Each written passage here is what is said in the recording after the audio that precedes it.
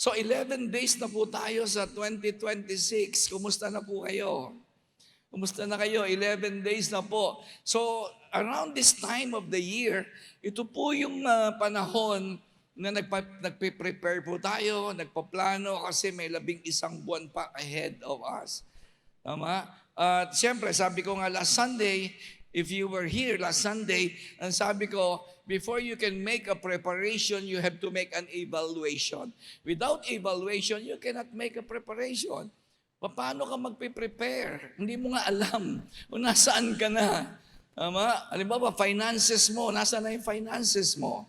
Ang pamilya mo, kumusta na? Ang pag-aaral mo.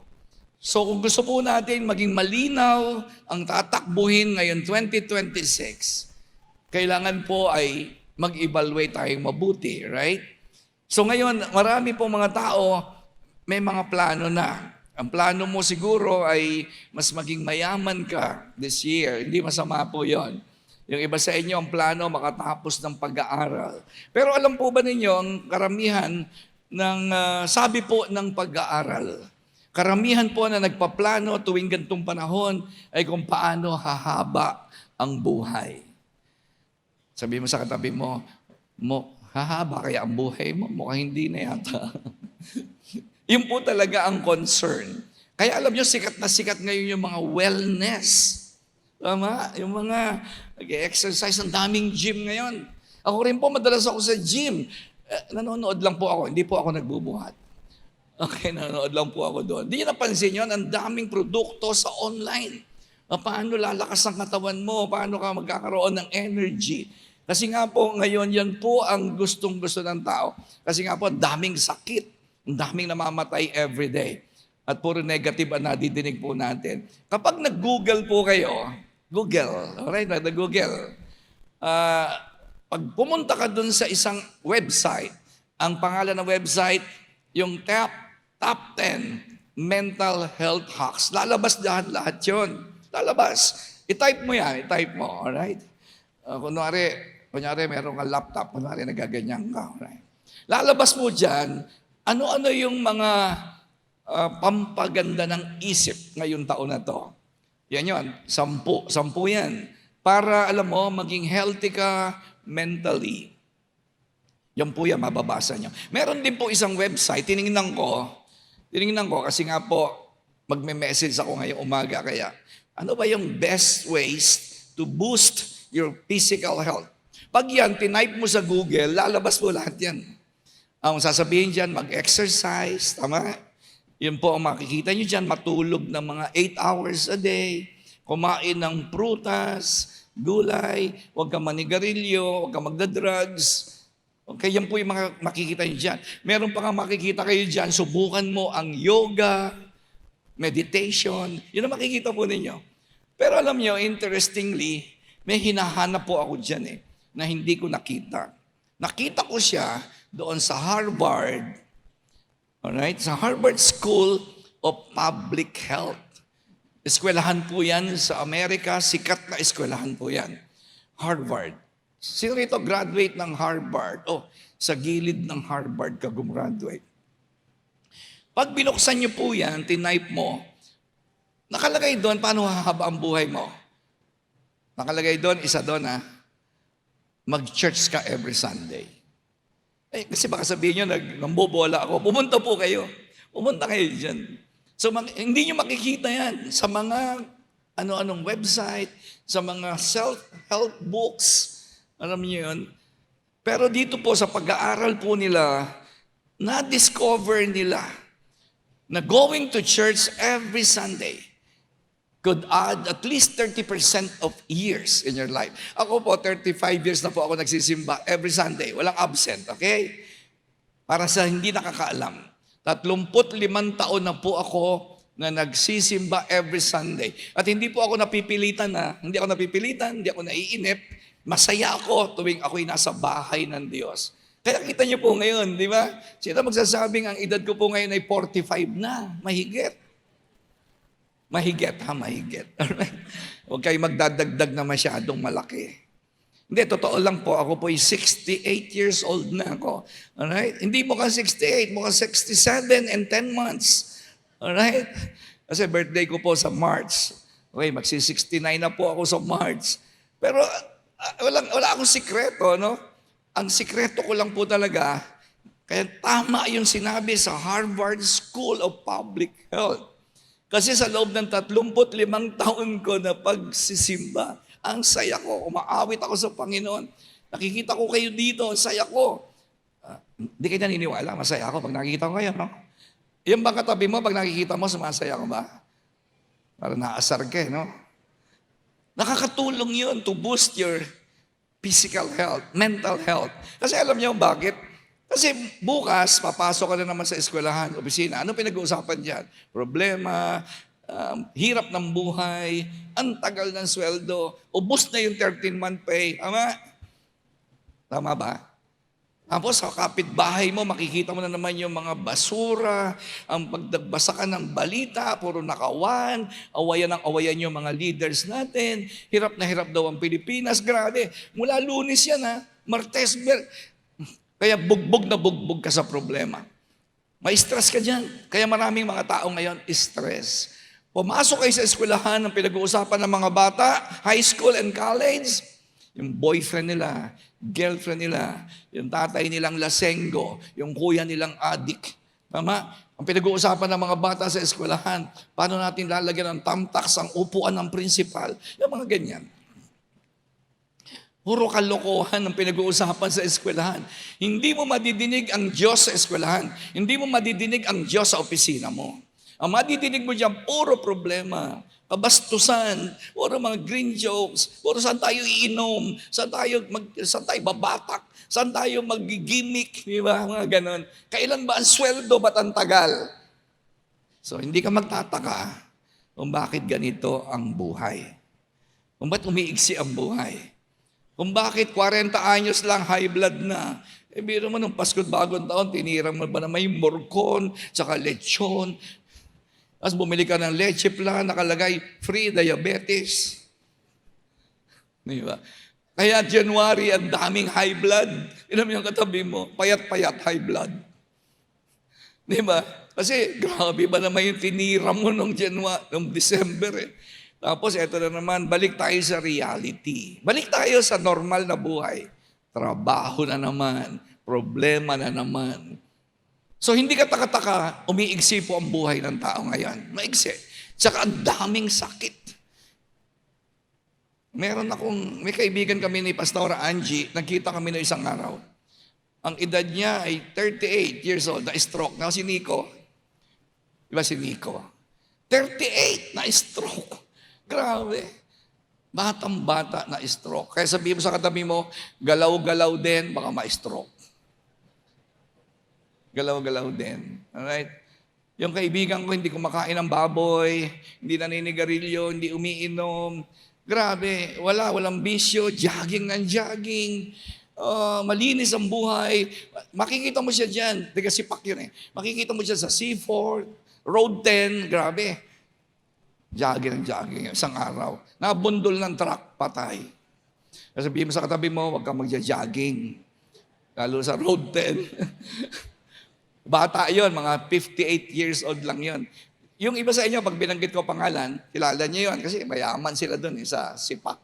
Anyway, totoo po yung kinukwento ko, hindi ako nagpapatawa. Sabihin mo sa katabi mo, kumain ka na kumain ng baboy, baka kasi masagasaan ka ng truck, sayang lang. Anyway, ang ibig ko sabihin ng message po natin ngayon, makinig kayo mabuti kasi naghahanda tayo para sa 12 buwan ng 2026. Ano ba ang pinakamaganda mong paghandaan dyan? Siyempre nga, may kasabihan na ang kalusugan ay kayamanan. Tama? Aanuhin mo ang pera. Meron ka ngang 10 milyon, grabe. Labas-pasok ka naman sa ospital. Eh di mas mainam na yung konti lang, sapat-sapat lang. Wag naman sana sapat-sapat. Sana naman nag-overflow ka ng blessing para naman makinabang yung iba. Kasi hindi naman plano ng Diyos na sapat lang. Sana meron tayong mga, alam niyo yun, may sobra at wala ka pang sakit. Amen po ba? Nandiyan pa po ba kayo? So, ang title po ng pag-uusapan natin, kasi nga po ay pangalawang linggo pa lang ng 2026. Ano yung benefits of going to church? Okay, may benepisyo po, baka hindi nyo alam. Meron pong benepisyo. Okay? Nandiyan pa po ba kayo? Huwag puro trabaho, huwag puro konsumisyon, huwag puro bahay, huwag puro negosyo, huwag puro pag-aaral. Huwag, meron pong oras para sa Diyos. Ay maniwala po kayo sa akin, 35 years na po ako nagsisimba. Wala po akong sakit.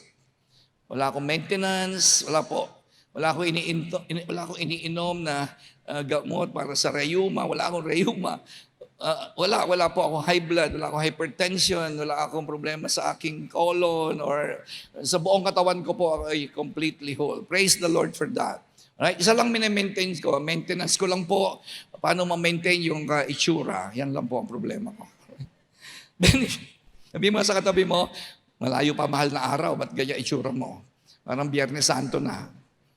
Sabi mo sa katabi mo, oy, malayo pa Biyernes Santo, ang mukha mo medyo ayusin na natin, ha? Ano yung mga benefits of going to church? Number 1, sabi po ng survey, physical health benefits. Ito po ang sabi nila. Ito po'y napatunayan na nadadagdagan ng at least 30% ang buhay mo.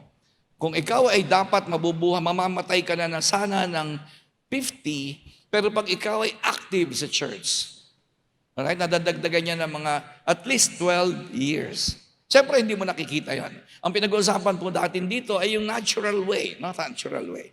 Yung kung talagang maximize mo yung buhay mo, hindi ka maaksidente, ganun. Yung 50 sa halip na 50, pero dahil ikaw ay active sa church, nagiging mga 62 ka. Yun ang totoo po nun. Palagay ko po ako, hindi po ako naging Christian. Patay na ako. Kasi everyday naninigarilyo po ako eh. Araw-araw, ang sigarilyo ko po ay isang kaha at kalahati. At minsan, pag ginaganahan, 2 kaha po ako. 20 years, 20 taon po akong nanigarilyo araw-araw. At araw-araw din po, lasing po ako. Lasing. Inom, sigarilyo, sugal, alam niyo yun, puyat.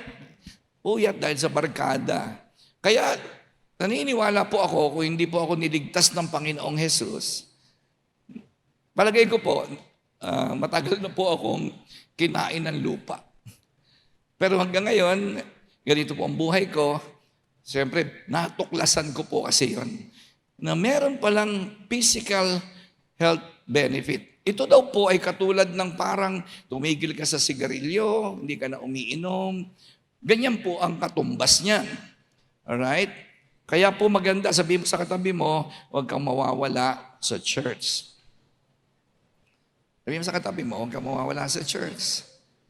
Kasi dito ka lang makakadinig ng mga alternative ideas. Kasi nga po, mula Lunes hanggang Sabado, madidinig mo puro basura. Puro basura. Mag-internet po kayo, puro basura yan. Puro negative. So lulungkot kayo. May stress kayo. Magkakasakit kayo. Tama? Puro hanap buhay. Nakaka-stress po yan, yung puro hanap buhay. Kasi siyempre, kayod ka ng kayod, ang dami mong babayaran, kuryente, alam mo yung tubig mo, yung bills mo. Kaya po, kailangan ang church. Kaya nga sabi po ng Diyos sa Bible, huwag kayong mawawala sa gawain ng Panginoon. Sinabi po yan sa Bible eh. Hindi nga lang po in-expound.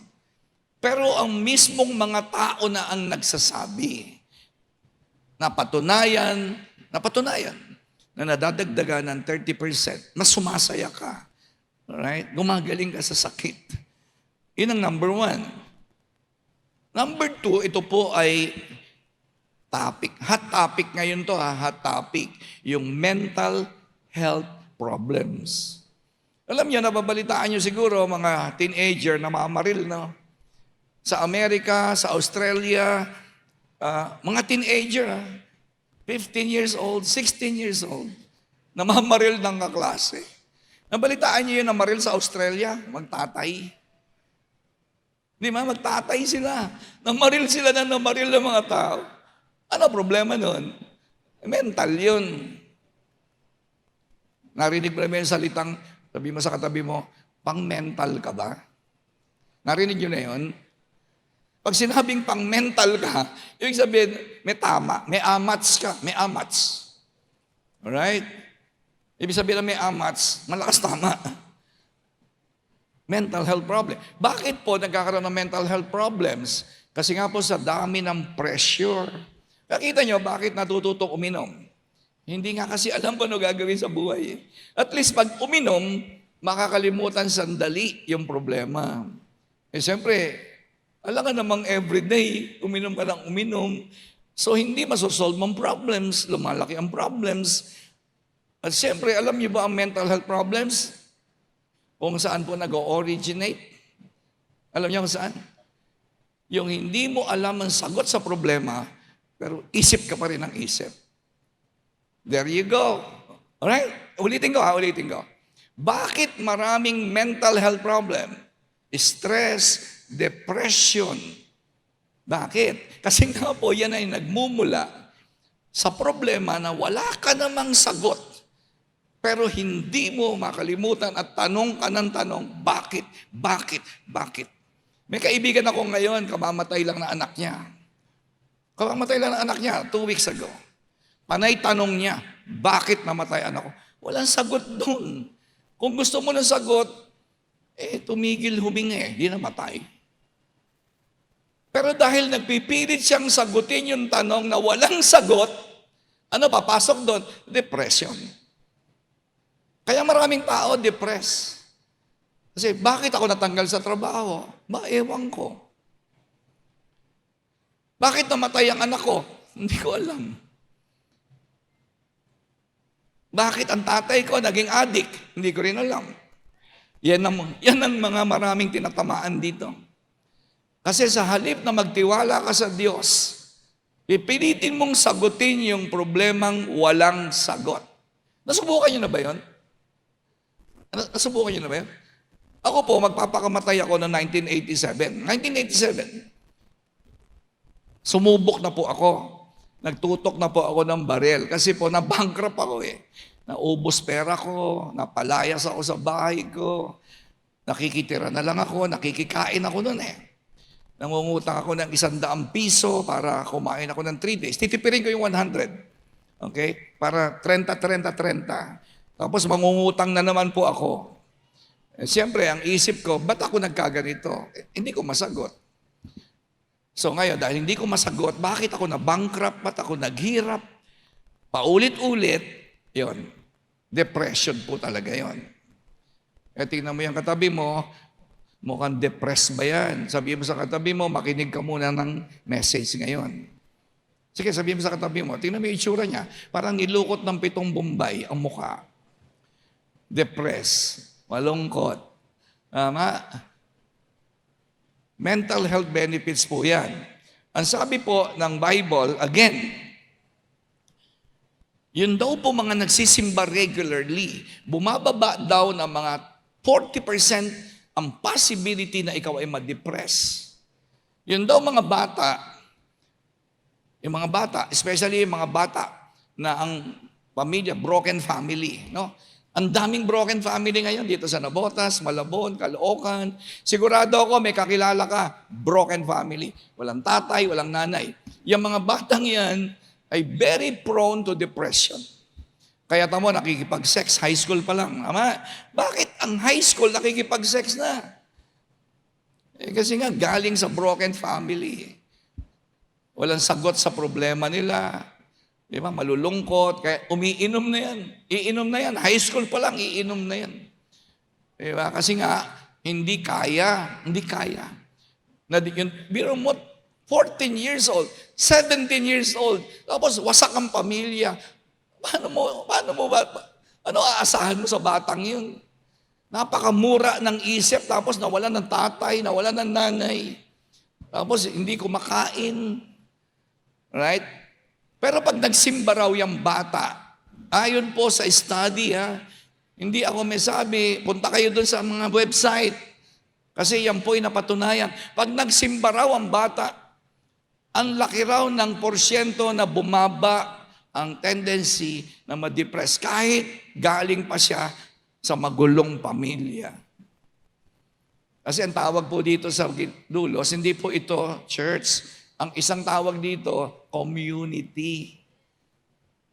At tulad dito, pag nakikita ko kayo, ang saya-saya ko, di ba? O, di ba, pag nakikita niyo ako, hindi kayo sumasaya, tama? Kaya masaya po ako sa simbahan. Hindi po ako napipilitang magsimba. Tingnan niyo po, ang sabi ng Exodus chapter 15:26. Bigyan ko lang po kayo ng sinabi sa Bible, ha? Ang sabi ng Bible, He said, okay, sino yung nagsasalita? Si Lord. Actually, si Jesus po yan. Kaya lang sa Old Testament, hindi po pinapakita si Jesus. Pero siya po yan. Sabi ng Panginoon, kaya lang Old Testament, hello, right? Sabi niya, if you listen carefully to the Lord your God, saan mo ba madidinig yung salita ng Diyos? Siyempre sa church. Siyempre sa cell group. Hindi mo naman madidinig ang sinasabi ng Diyos sa eskwelahan o sa opisina mo. Puro ano yan pera, aral, ganun po yan Sabi, pag nakinig kang mabuti sa sinasabi ng iyong Diyos, and do what is right in His eyes. Pag nakinig ka at ginawa mo ang maganda sa tingin ng Diyos, if you pay attention to His commands, huwag mong baliwalain yung sinasabi ng Bible, and keep all His decrees. Kapag nilagay mo yung kanyang mga utos sa iyong buhay puso, I will not bring you only any of the diseases. Biro mo, may kapangyarihan pala ang Diyos na pigilan yung mental health problems. Sabi niya, hindi ako may sabi niyan. Sabi niya, ako nga, magpapakamatay na nga po ako Dahil sa bigat ng problema ko Pero gumaling po ako doon. Kahit wala kaming pera, hirap na hirap kami sa buhay. Andiyan ang Pastor Angie, naranasan nila yung hirap na yun. Mga anak ko naranasan na. Pero never ako na-depress. Kasi nakita ko yung pangako ng Diyos. Sabi, hindi ko papayagan, teka muna. Hindi po ang Diyos ang pinanggagalingan ng sakit, ha? Mga kapatid, baka kasi akala mo, meron kasi ako nadidinig, sabi ng isang kapatid natin, alam mo, Pastor, binigyan ako ng sakit ng Diyos. Maliho yun. Hindi ho nagbibigay ng sakit ang Diyos. Kaya lang, ang sabi po, dahil yung buhay mo naka-expose dito po sa daigdig na to at ikaw ay walang proteksyon, sino ba ang proteksyon mo? Siyempre, ang Diyos ang proteksyon mo. Tamo ngayon, pag lumabas ka dyan, bakit may mga naka-face mask? Kasi makakakuha ka ng sakit dyan sa labas Pero ang sabi ng Panginoon, pag sumusunod ka sa akin, pag ikaw ay gumagawa ng mga gusto ko, hindi ko papayagan ang anumang sakit na ibinigay at pinayagan ko na dumating sa mga Egyptian. For I am the Lord who heals you. Diyan po nanggaling yung salitang Jehovah Rapha. The Lord is my healer. Nandiyan pa po ba kayo? Sige pa, palakpakan po natin si Lord.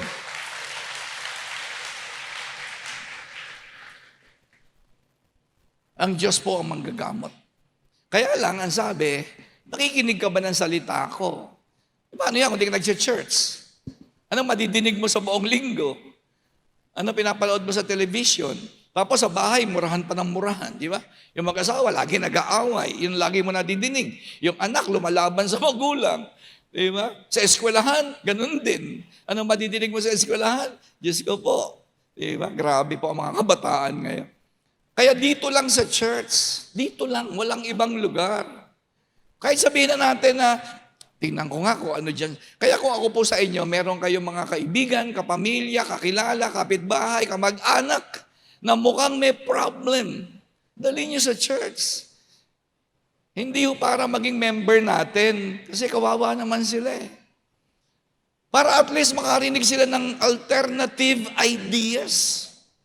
Magkaroon man lang ng konting tulong sa utak nila. Kasi puro basura ang tinatanggap nila dyan. 6 days a week. 6 na araw sa isang linggo. Puro basura. Hindi ka pa nagsimba ng 7 araw. Di 7 araw. Bugbog ka talaga dyan. Kaya kung meron po kayong kamag-anak, may kaibigan, asawa mo, pamangkin mo, pinsan mo, kapitbahay mo, kaopisina mo, tapos nakikita mo siya, kawawa naman talaga tong tao na to. Di ba? Ewan ko sa inyo, hindi ko alam. Kawawa naman talaga to. Ang taas-taas ng pinag-aralan, kaya nakita mo, ang buhay, gulo. Ganda-ganda ng asawa, tapos nang bababae pa siya. Kita mo, grabe, college graduate, nag-a-addict, nagsusugal. May kilala nga ako, tatay, nabaon sa online sabong eh.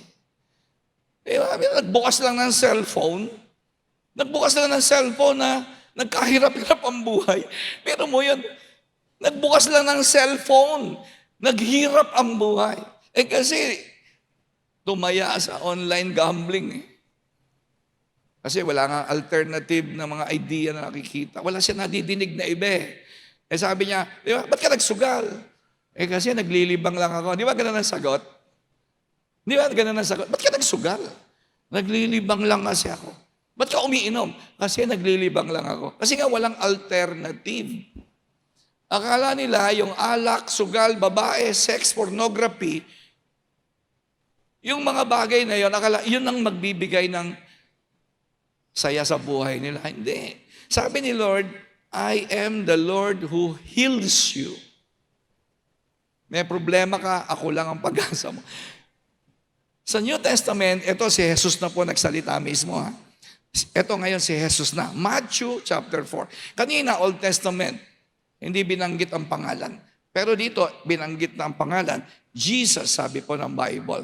Siya yung nagsabi kanina doon sa, ako ang manggagamot mo. Ang sabi ng Bible, Jesus went throughout Galilee, teaching in their synagogues, proclaiming the good news of the kingdom, and healing every disease and sickness among the people. Yan ang trabaho ng Diyos. Yan ang trabaho ng Diyos. Magpagaling. Alright? Are you listening? May natututuhan po ba kayo? So pupunta po ako sa pangatlo at ito po yung pinaka-importante na gusto ko pong maintindihan ninyo. Alright? Kung bakit nandito tayo sa church. Yung pangatlo, spiritual health benefits. Kasi tanggapin na po natin ang katotohanan. Kahit mag-exercise ka, kahit wag kang kumain ng masasamang pagkain, pwede kang mabuhay na hanggang 80 lang. 85, 90. Kung medyo malakas-lakas ka, baka 100. Yung mother ko po namatay is 103. Pero kahit anong haba, isang araw, sabihin ng doktor, ay patay na. Wala na tayong magagawa. Di ba? So ganun din po ako. Hindi ako pwedeng mabuhay forever. Kahit anong ingat ko, kahit naglilingkod ako sa Diyos, hindi ako naninigarilyo, hindi ako umiinom, hindi ako nagda-drugs, wala akong bisyo, pero isang araw, matatapos po yung buhay ko. Alright? Kaya nga po, may church para ipaliwanag sa inyo na hindi lang mahalaga sa Diyos yung mental health mo, yung physical health mo, pero most of all, yung spiritual health benefits ng pagsisimba. Dito mo lang madidinig yung salita ng Diyos na nagpapabago ng buhay. Are you listening? Nandiyan pa po ba kayo? Meron pong istorya sa Ebanghelyo ni Marcos. Di ba, kumakain siya. Yun ang kwento ko. Nagbabasa kayo ng Bible, no? Kumakain siya kasama yung mga makasalanan. Di ba, mahilig po kasi si Jesus na makipagkwentuhan sa mga lasenggo, magnanakaw, mga masamang babae. Alright? Isang araw, ganun yung sitwasyon, kasama niya kumakain yung mga makasalanan, magnanakaw. Sabi ng mga tao sa paligid, bakit siya nakikikain sa mga makasalanan na yan? Di ba? Ganun po ang usap-usapan. Sumagot po ang Panginoon, ito sagot niya. Ang sabi niya, it is not the healthy who need a doctor. Tama? Hindi po kailangan ng malusog ang doktor, but the sick. Tapos kinambyo niya. Di ba? Yung una niyang salita tungkol po ito sa physical. Physical. Tapos kinambyo niya, I haven't come to call the righteous, but sinners. Pag binasa niyo po ang Bible, sasabihin sa iyo ni Dr. Jesus. Kasi doktor siya eh. Siya po ang pinakamagaling na doktor sa lahat ng doktor. Right? Pag nagbasa kayo ng Bible, sasabihin sa iyo ni Dr. Jesus, you are terminally ill. May cancer ka, wala ka ng pag-asa. Ganun po talaga mababasa niyo. Kaya ako po, na nagbasa ko ng Bible, nabasa ko na ako may taning na ang buhay ko. Kasi po, dahil nga po, ako'y makasalanan. Right? Yun po ang sabi ni Jesus. Hindi siya nagpunta rito sa lupa para sa mga mababait. Nagpunta ako dito para doon sa mga taong makasalanan. Sino po rito ang walang kasalanan? Sige nga, ako lang walang kasalanan. Lahat tayo. Ako, ikaw, kailangan natin ng manggagamot. Amen. Amen po ba? Kaya po, nagpunta si Jesus dito sa lupa. Kaya po, noong 2026 years ago, ipinako po siya sa krus. Okay? Ito po talaga yun. Di ba alam niyo yun? Alam niyo yun. Alam niyo, namatay si Jesus sa cross. Ang tanong, bakit? Bakit siya pumunta sa cross? Kasi nga po, ang tao ay may cancer. Spiritual cancer. Walang gamot yun. Wala. Kahit magsimba ka, hindi gagaling ang sakit mo kahit magsimba ka. Kahit tumugtog ka rito sa simbahan, hindi ka gagaling kasi ang sakit mo ay spiritual. At walang ibang makakagamot nun kundi ang Panginoon. So ngayon, ang ginawa po ng Diyos, dahil tayong lahat ay wala ng pag-asa, mamamatay tayo, pupunta tayo ng impyerno, isa na lang ang paraan. Pinadala ng Diyos ang kanyang kaisa-isang anak. 2026 years ago. Alright? Para sa mga umaamin na ako'y makasalanan. Ngayon, kung hindi mo inaamin na ikaw ay makasalanan at okay ka naman, you don't need a Savior. Hindi mo kailangan tagapagligtas. Ang problema mo, kapatid, hindi mo kayang iligtas ang sarili mo. Hindi mo kaya. Kaya nga, una muna, ito muna yung tanong. Okay? Umpisahan natin. How did sin entered man? Di ba, importante po itong tanong na to. Kasi meron ditong mga hindi gaano maalam sa Bible eh. Okay? Paano ba pumasok ang kasalanan? Di ba sabi ng Diyos, kay Eva at kay Adan, ay kumain kayo ng lahat ng gusto nyo. Isa lang ang hindi nyo pwedeng kainin dahil pag kinain nyo yan, mamamatay kayo. Di ba sinabi ng Diyos yon? Ang problema sa tao, isa na lang nga yung sinasabi ng Diyos na huwag mong kainin. Ang dami-dami mong pwedeng kainin, ang dami mong pwedeng gawin para sumaya ka. Ang gagawin mo pa, yung nagpapalungkot sa Diyos. Ang tawag mo doon kasalanan.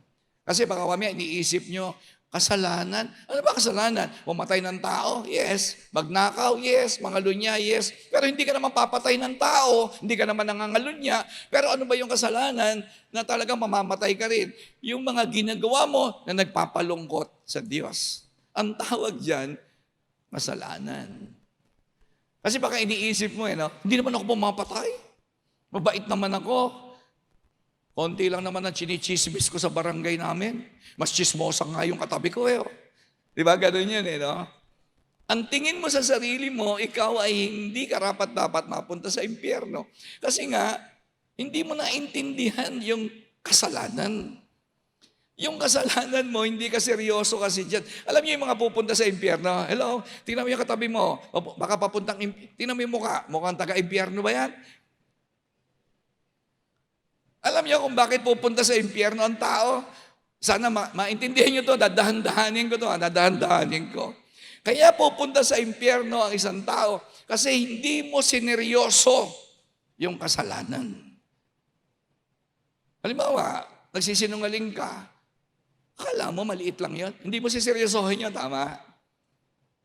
Halimbawa, hindi ka nagpapatawad sa nagkakasala sa iyo. Hindi mo siseryosohin yun. Kasi sabi mo, lahat naman gumagawa ng ganyan. Pero listen, makinig ka.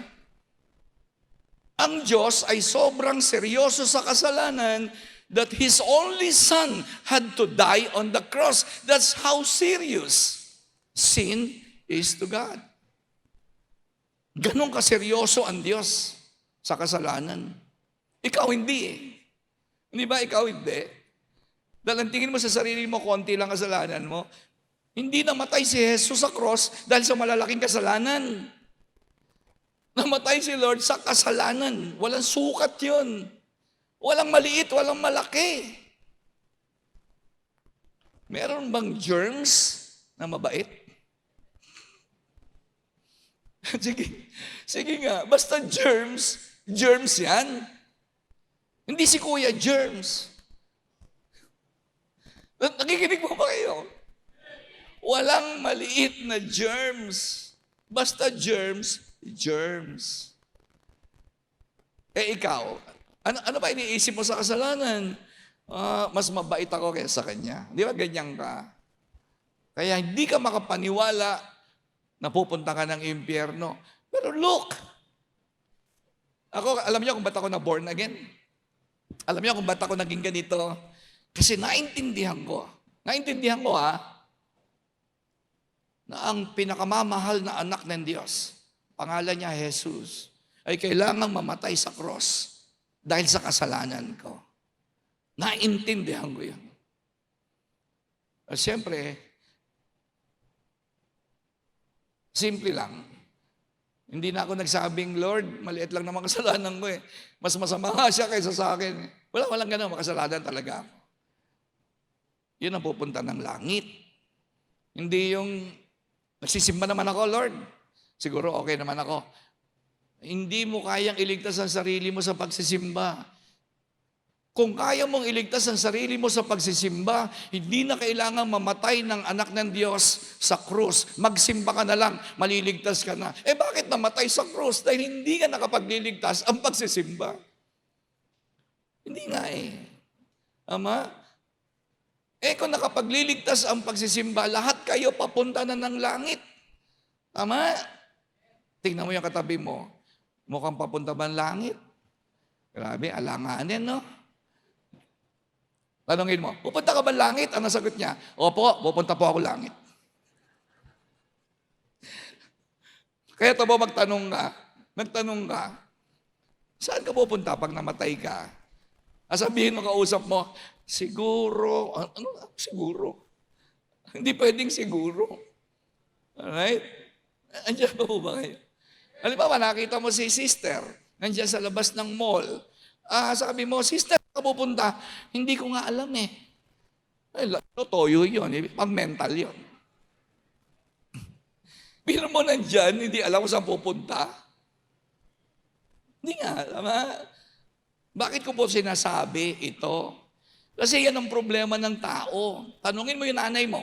Sabihin mo sa nanay mo, Nay, pag namatay ka, pasensya na po, itong tanong ko po, huwag yung mamasamain. Pag namatay po kayo, saan kayo pupunta? Ano sabi nanay mo? Baka sakali.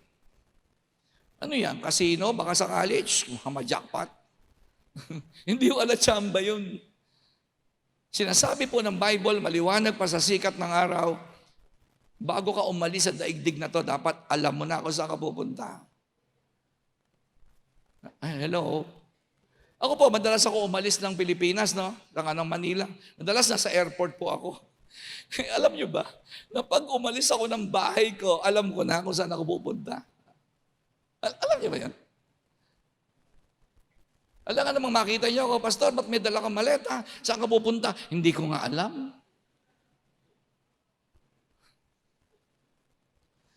Siguro sabi nyo, alam ko kung saan ako pupunta. Alam ko. Kasi may ticket ako. Alam ko saan ako papuntang airport. Kapatid, bago ka umalis sa katawang ito, alam mo na kung dapat kung saan ka pupunta. Hindi totoo yung kasinungalingan na natutuhan ninyo na pag namatay ang kamag-anak mo, ipagdadasal, magbabayad ka ng 100 pesos. Ano yan? Wala akong ghost project sa langit. Ang pupunta po ng langit ay yung dito pa lang sa lupa, naghanda ka na kung saan ka pupunta. Sana po. Sige po, kakahiya naman sa kapatid natin. Kaya maraming pupunta ng impyerno dahil sa itinuro sa atin ng mga lola natin na kapag namatay, ipagdasal mo, bayad ka ng 100 pesos. Ano yun? Yung lolo ko, pag napunta sa impyerno, magbabayad ako 100 pesos, tapos pag naka-1,000 na, mapopromote sa purgatorio. Ano yun? Pupurgahin? Naku, meron palang corruption sa langit. Kung sino pala pinakamalaki magbayad, mapupunta ang langit. Hindi po. Binigyan ko na kayo ng malinaw na example. Bago ka umalis ng bahay, alam mo na kung saan ka pupunta. Ang tawag po dito sa katawan mo ay bahay.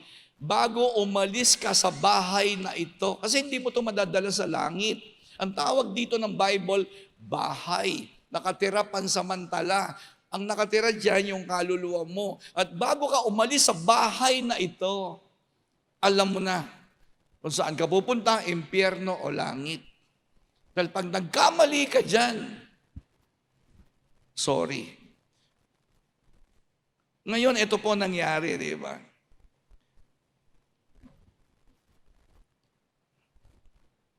Kasala ang tao. Pumunta sa krus, ang Panginoon. Tama? Tama po ba? Alam niyo po ba na yung salitang cross ay Greek word na ang ibig sabihin ay tree? Alam niyo? Hindi mo alam, no? Alright. Pumunta ang tagapagligtas sa cross.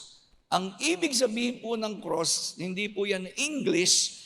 Ang cross ay galing sa salitang Griego na ang tunay na ibig sabihin ay puno, kahoy. Cross. Kasi doon kinuha ni Eva at Adan yung kamatayan nila. At dahil doon sa puno na yon, nung sinabi ng Panginoon, huwag yung kainin yung bunga ng puno na yan, dahil mamamatay kayo, so kailangan ngayong mamatay ng Diyos, ng anak ng Diyos, sa puno. Para makancel yung sumpa ng kasalanan. Ngayon, bakit kailangang ipako ang kanyang kamay? Di ba pinako ang kanyang kamay? Siguro, magandang ngayon maintindihan nyo. Bakit kailangan ipako ang kamay? Kasi yun yung kamay na humipo doon sa ayaw ng Diyos. Yung kamay natin. Itong kamay ko, grabe. Ginamit ng demonyo itong kamay ko sa matagal ng panahon. Itong kamay ko na ito, maraming sinaktan. Itong kamay ko, maraming kasamaan na ginawa itong kamay ko.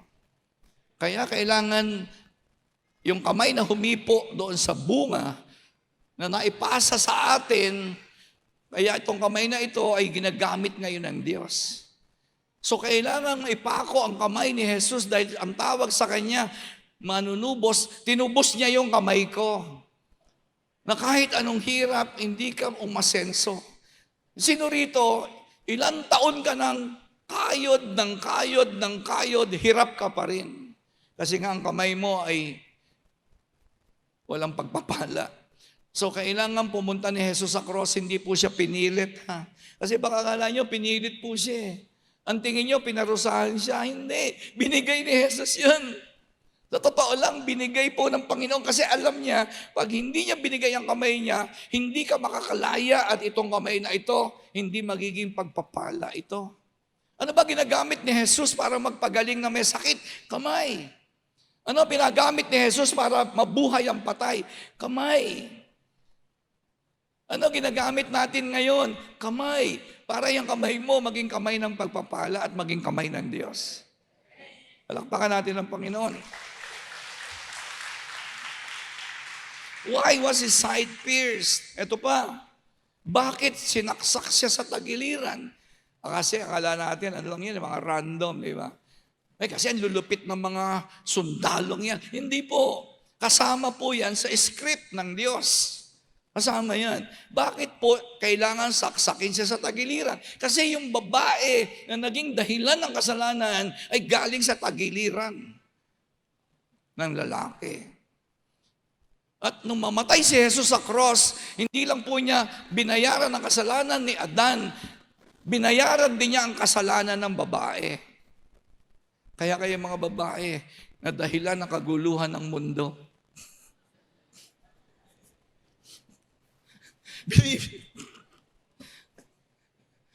Ang daming tao nagulo buhay dahil sa babae. Ako, yung buhay ko nagulo dahil kay Angie. Si Jess, nagulo buhay dahil kay Evelyn. Grabe. Lakas ng alindog ni Evelyn. Diba? Yun po ang dahilan nun. Kung bakit kailangan tusukin sa tagiliran si Jesus para yung babae ay matubos. Para kayong mga babae na lagi nakikipag-usap sa ahas. Kasi babae hiling makipag-usap sa ahas eh. Di ba? Kaya napapahama kayo eh, di ba? Pero mo, ganda-ganda ng babae, oh. Dunong-dunong. Nakipag-usap ba naman sa adik? Naging asawa adik. Napahamak tuloy. Di ba? Sa sugarol nakipag-usap. Grabe, napahamak. Kasi nga hindi niya alam na yung kausap niya ahas. Di ba yung babae, siya nakipag-usap sa ahas. Sabihin mo sa katabi mo, babae, bawas-bawasan mo pakikipag-usap sa ahas, ha? Kaya sabihin mo sa katabi mo, ayoko mo na makipag-usap sa iyo. Diba? So, ngayon, ang babae po, dahil namatay si Jesus sa cross, alam niyo ba, ang tawag po sa church ay pangalan ng babae. At sa cross po, nagle-labor po ang Panginoon. Kaya baka lumalalim yata turo ko. Sana maintindihan, huwag sana lumalim. Kasi parang nagti-theology na kasi ako ngayon eh. No? Pasensya na po kayo. Tiisin nyo lang konti. Doon po sa krus, nag-labor ang Panginoon. Naghirap po siya kasi may pinapanganak. Ano yung pinapanganak? Yung simbahan. Doon po pinag-labor ang simbahan. Yung tinatawag na church, na sabi nyo church, iglesia, yan po ay pinaglihi at pinag-labor ng Panginoon. Kaya po siya nagpunta rito sa daigdig para ipagbuntis ang church. At nung nandoon po siya sa cross, nagle-labor po siya. Kaya nung tinusok po ang kanyang tagiliran at siya po'y namatay, pinanganak po ang church. Kaya dapat po ang mga tiga-church ay nanganganak din ng mga anak ng Diyos. Hindi po tayo pasimba-simba lang dito. Tinubos na po tayo. Namatay po si Jesus sa cross upang itong church na ito, yung lalaki at babae, na naging dahilan no ba't namatay si Jesus sa cross. Ngayon naman, babawi tayo. Sabihin mo sa katabi mo, babawi tayo. Maraming maliligtas dahil sa iyo. Mamaya ho ng konti, magpe-pray po tayo sa mga tatay, sa pamilya, kasi nga po itong Sunday na ito ay Family Consecration Sunday. Kasi gusto po natin ang pamilya ay maibalik sa Diyos. Mamaya po, bago po tayo umuwi, magpe-pray po kami sa mga mag-asawa. Kung wala po dito ang nanay o tatay, kahit si kuya, representative ka ng iyong pamilya, magpe-pray po tayo. Okay? Nandiyan pa po ba kayo? Okay. Bakit po yung paa? Bakit yung paa ni Jesus ay napako? Again, ito po ay may malalim na significance. Kailangan po yan mangyari. Bakit? Dahil tandaan po ninyo, nung ang babae ay niloko ni Ahas, ano sabi po ng Panginoon sa Ahas? Nandiyan sa Genesis chapter 3. Ang sabi, and I will put enmity, sabi ng Diyos sa Ahas, ang sabi ng Panginoon, magkakaroon kayo ng awayan. Ikaw at ang babae, yung anak mo, tsaka yung anak ng Ahas, tsaka yung anak ng babae. Sino ba yun? Siyempre si Jesus. Sabi, He will crush your head. Tatapakan ng paa. Sino yun? Of course, si Jesus. At siyempre, kung ikaw ay Kristiyano, ikaw ngayon ay may kapangyarihan na sa gawa ng kaaway. Akala ng demonyo, sabi ng demonyo, sige Di ba, siyempre, hindi nakakalimutan ni Satanas yun, di ba? Kasi sabi ng Diyos, oy, tandaan mo isang araw, dudurugin niya ang ulo mo Kaya ano nangyari? Nung nasa krus si Jesus, sabi ng demonyo, sige nga, anong sinasabi mo, naapakan mo ang ulo ko? O yan, kita mo, nakapakong. Hindi niya alam. Tuwan-tuwa ang demonyo, hindi niya alam na tinutupad ni Jesus yung prophecy sa Genesis chapter 3. At ngayon, kapatid, hindi lang prophecy, ikaw at ako na kay Kristo Jesus ay may kapangyarihan na apakan ang lahat ng gawa ng kaaway.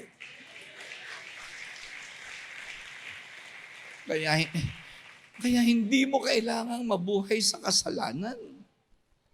Now you have the power. May kapangyarihan ka. Dahil tinubos na ni Jesus yung paa mo. Kaya hindi mo kailangang mabuhay sa kahirapan, sa karamdaman. Kasi ang sakit galing sa demonyo, sa kasalanan. Ang kahirapan galing sa demonyo. Ang kasalanan galing sa demonyo. Pero sabi ni Jesus, tandaan mo to ha, yung anak ng babae na yan ay dudurugin ang ulo mo. At ako ngayon at ikaw. Kaya umalis po ako sa utang eh. Kaya umalis ako sa sugal, umalis ako sa pornografiya, umalis ako sa sexual immorality. Hindi dahil pinilit kong magpakabait. No, hindi. No willpower is enough to change your life. Hindi mo kaya. Kahit anong willpower, ang kailangan ko ay yung sinabi ng Diyos na ginawa niya sa cross, Rudy. Kaya ako napako sa cross para yung paa mo ay magkaroon ng kapangyarihan. Hindi mo na kailangang maging alipin ng demonyo na yan. Malaya ka na. Come on! Kaya alam nyo, kung kayo nabubuhay sa hirap, sa sakit, tapos sabi mo parang wala akong magagawa kasi mahirap lang ako, kasi ako ay grade 1 lang natapos ko. Alam mo ba, binabaliwala mo yung ginawa ni Jesus sa cross. Binabaliwala mo yung sakripisyo niya. Na kaya niya ginawa yon para ikaw ay hindi mabuhay sa ilalim ng kapangyarihan ng kasalanan. Tapos sabi mo, wala akong magagawa. Anong wala akong magagawa? Talagang wala akong magagawa. Pero ginawa na lahat ni Jesus para may magawa ka. Of course, wala kang magagawa. Alam ng Diyos, wala kang magagawa. Kaya nga ginawa niya. Kaya nga umalis siya sa langit, nagpunta rito sa lupa, at ibinigay yung kanyang kamay, paa, tagiliran. Para hindi mo nasabihin na wala akong magagawa. Hindi, may magagawa ako. Kaya kami, ni Pastora Angie, sabi ko, hoy, kahirapan, hindi ka pwedeng mag-stay na matagal sa buhay namin. Oo, ginaganon ko talaga yan. Sabi ko, hoy, kahirapan, lumayas ka sa bahay namin. Kasi nga, meron na po akong manunubos sa buhay ko. Kaya po, ano yung koronang tinik? Bakit kailangan? Sana may natututuhan po kayo. At sana hindi nyo lang natututuhan, ano? Sana po binabago kayo na nadidinig nyo sa kaloob-looban ninyo. Bakit kailangan ang koronang tinik sa ulo ni Jesus? Kasi ganito po nangyari, di ba? Nahulog sila sa kasalanan. So kailangan na ngayong mag-pronounce ng Diyos. Kasi ang sabi ng Panginoon, huwag niyong kakainin. Kinain. Kaya ngayon, sabi ng Diyos, ito, Genesis chapter 3. To Adam, He said, because you listen to your wife, mga lalaki. Hindi ba kayo yung mga lalaki, trabaho kayo ng trabaho, di ba? Kasi kayo po yung gumagawa ng pera eh. Hindi naman kasi babae ang gumagawa ng pera, lalaki. Ngayon lang po nauso yung babae dahil sa hirap ng buhay, napipilitan ngayon ang babae na maghanap buhay. Pero hindi ganyan. Hindi ganyan sa umpisa. Sa umpisa, lalaki talaga, lalaki. Kaya yung lalaki, sinabihan ng Panginoon, hoy lalaki, dahil ikaw ay nakinig sa iyong asawa, hoy teka mga lalaki, huwag kang lagi makikinig sa asawa mo ha. Lalo na kung mali ang sinasabi. Sabi ng asawa mo, huwag tayong magsimba.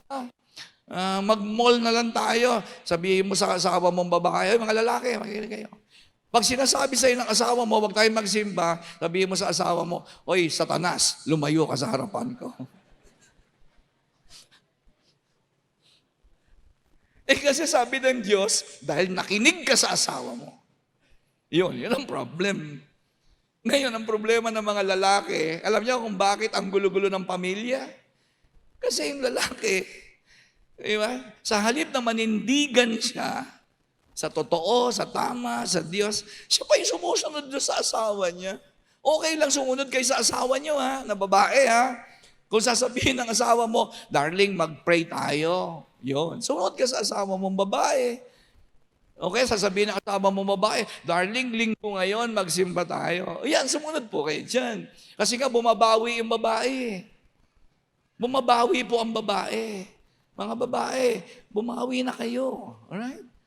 Para pagpalaki ng pamilya nyo. Ngayon, kung ang lalaki, nakikinig sa mali, sabi ng asawa, darling, wag na muna tayong magsimba ngayon. Di ba? Linggo-linggo naman, nagsisimba ka, baka sumobra ka naman sa langit. Pag ganyan ang misis mo, sabi mo, isara mo yung bunganga mo. Di ba? Ganun po yun. Kasi sabi ng Panginoon Hoy, Adan, dahil nakinig ka sa asawa mong babae, yun ang problem. Ano kasunod?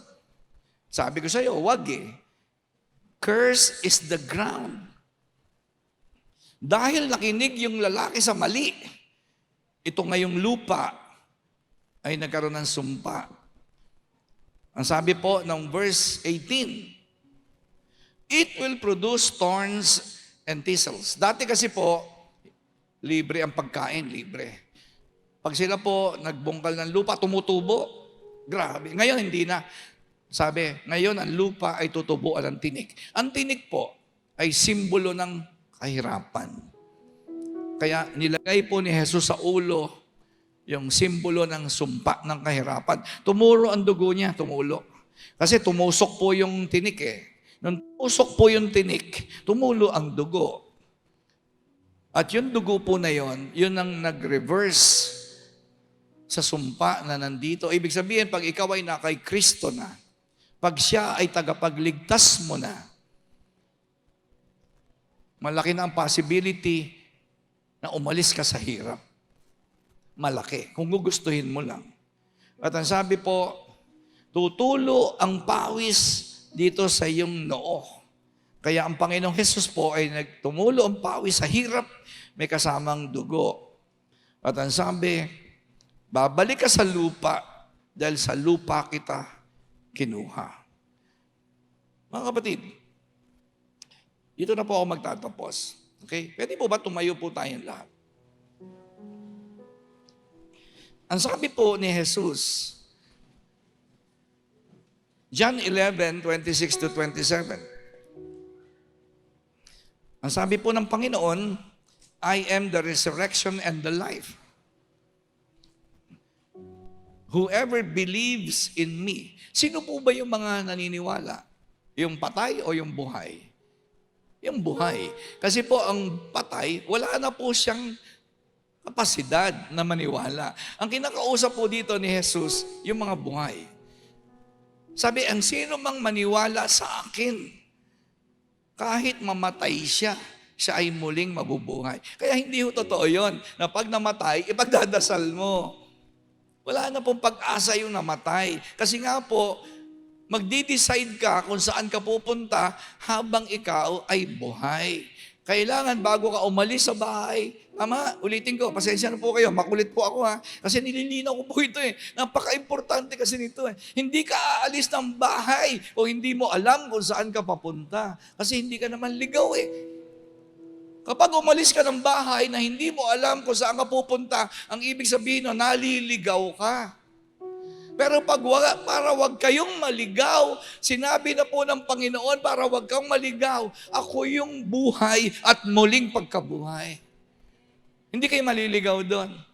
At kung ikaw ay naniniwala, kahit ikaw ay mamatay, muli kitang bubuhayin. Ito yung tanong.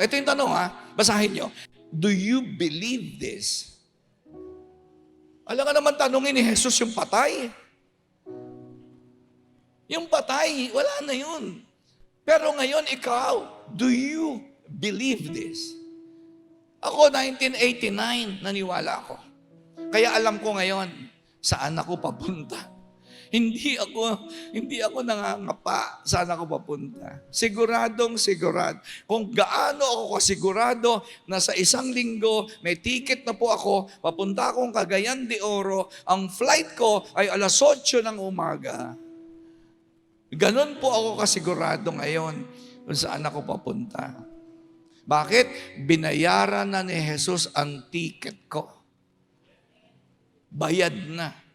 Ikaw, wala kang kakayanan na magbayad ng ticket. Wala. Ang ticket mo ay yung dugo ni Jesus. He paid for you in blood. Binayaran ni Jesus ang kasalanan mo ng kanyang dugo. Dahil pag wala kang dugo ng Panginoon, wala kang ticket. Alam ka naman, pumunta ka sa airport. Alam niyo, pag pumasok kayo sa airport, itingnan ng guard. Sabi ng guard, saan ho flight nyo? Nasaan ho ticket nyo? Nakasakay na ba kayo sa aeroplano? Tagahatid ka lang. No, tagahatid. Okay. Sabi mo sa katabi mo, bayaan mo, sasakay ka rin sa aeroplano. At hindi ka pwedeng sumakay sa aeroplano, hindi ka nga makakapasok eh. Hindi ka makakapasok. Kasi hahanapin po ng security guard yung ticket mo. Sino nagbayad ng ticket mo? May bayad eh. May bayad ang ticket. Walang pupunta sa langit ng libre. Walang pupunta ng langit ng libre. Binayaran na ni Jesus. Hindi ikaw. Hindi ikaw nagbayad. Walang halaga, walang ginto, walang bilyones, lahat ng pera ng buong daigdig, pag samasamahin mo na ang pera ng Amerika, ng Canada, Australia, Pilipinas, hindi sapat para bumili ka ng ticket papuntang langit. Hindi nabibili ang kasalanan, ang langit. Binabayaran niyo ng Panginoon. So, you don't achieve salvation, you will receive it. Hindi mo pinaghihirapan ang kaligtasan. Tatanggapin mo na lang yun. Parang may nagbigay sa iyo ng ticket ng eroplano, sabi sa iyo, "Oy, natuwa ako sa iyo. Eto ticket, binayaran ko na yan."